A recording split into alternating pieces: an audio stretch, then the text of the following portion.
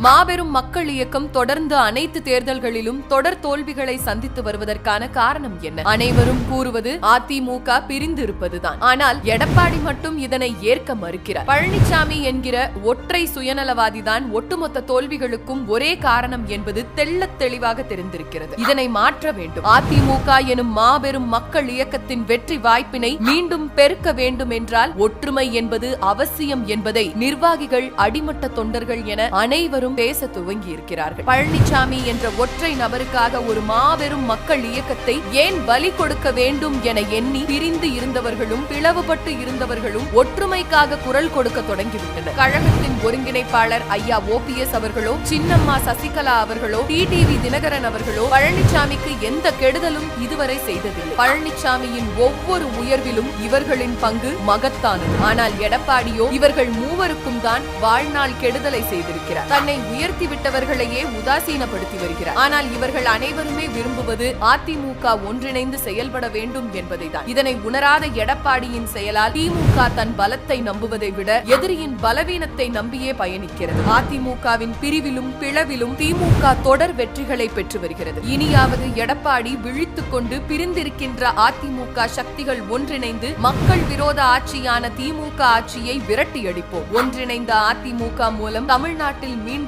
புரட்சி தலைவி அம்மா அவர்களின் ஆட்சியை அமைப்போம்.